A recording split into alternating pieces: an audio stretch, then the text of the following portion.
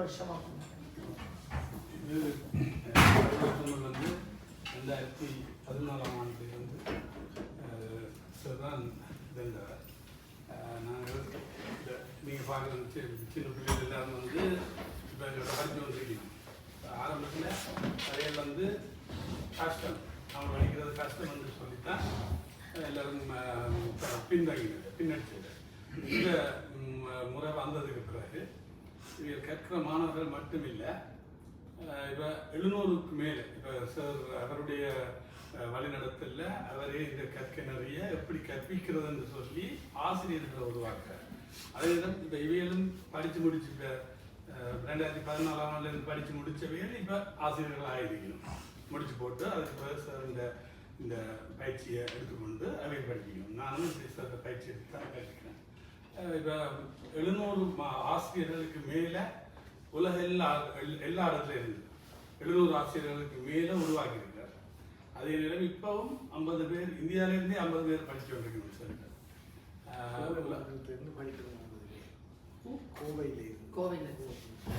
உலகம் முழுக்க இது மிகவும் வரவேற்பு பெற்றதை விட இலகுவாக படிக்கக்கூடிய மாதிரி இருக்குது. அப்போ எந்த விதமான கடினமும் இல்லாமல் ஆர்வமாக விருப்பமாக படிக்கணும்.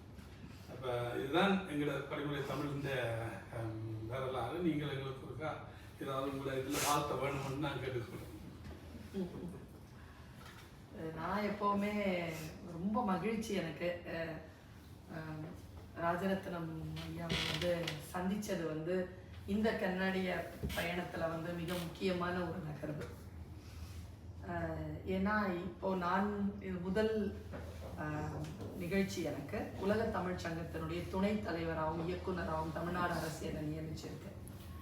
அந்த பொறுப்பை எடுத்ததுக்கு பிறகு நான் வந்து முதல் நிகழ்வு. இதில் என்னன்னு கேட்டால் உலகத்தில் வந்து புலம்பெயர்ந்து போகின்ற தமிழர்கள் தமிழ் சங்கங்கள் மூலமாகத்தான் தன்னை ஒன்றிணைத்துக் கொள்கிறார்கள். ஒன்றிணைத்துக் கொண்டு அவர்கள் செய்யக்கூடிய பணிகள் இருக்கு இல்லையா, அந்த பணிகள் தான் வந்து வருங்காலத்தை தீர்மானிக்கிறது. தமிழர்களுடைய வருங்காலத்தை அதுதான் தீர்மானிக்கிறது.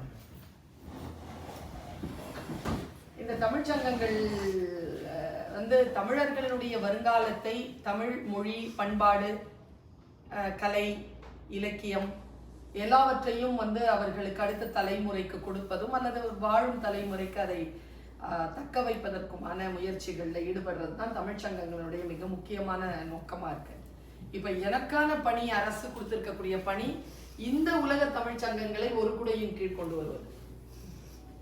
உலகத்தில் எங்கெல்லாம் தமிழர்கள் வாழ்கிறார்களோ அவர்களுடைய அந்த ஆக்டிவிட்டீஸ்ன்னு சொல்றோம் இல்லையா, அவர்கள் என்னென்ன செய்கிறார்கள், செயல்பாடுகள், அந்த செயல்பாடுகளை அறிக்கையாக எடுத்து அவர்களை வந்து ஒருவருக்கு ஒருவர் அவர்களையும் அறிமுகம் செய்து கொள்வதற்கு இப்போ கனடிய வாழ் தமிழர்கள் வந்து இப்போ நம்முடைய கனடிய தமிழ் சங்கத்தோடு தொடர்பு கொள்வதன் மூலமாக எங்கேயோ மூலையில் இருக்கக்கூடிய ஒரு இப்போ கண்டாச்சிபுரம்னு ஒரு இடம் இருக்கு தமிழ்நாட்டில்.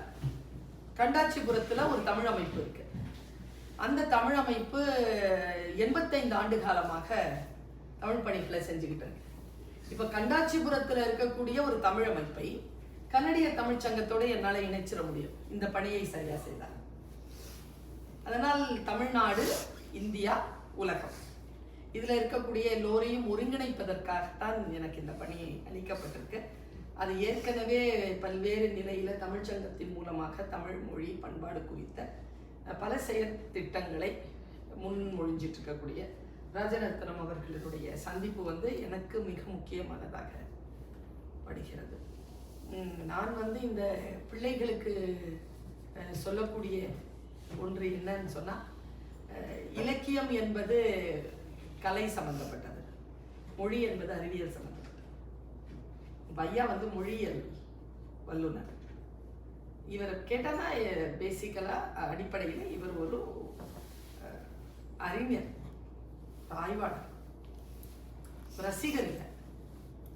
இது வந்து அறிவியல் முறையில தான், அறிவியல் தொழில்நுட்ப முறையில தான் ஒரு மொழியை நம்மால் புரிந்து கொள்ள முடியும். அந்த முனைப்புல இவர் இருக்கிறாருன்னா அது தமிழ் சமூகத்திற்கு ராஜரத்னம் சார் வந்து ஒரு அருட்கொடை.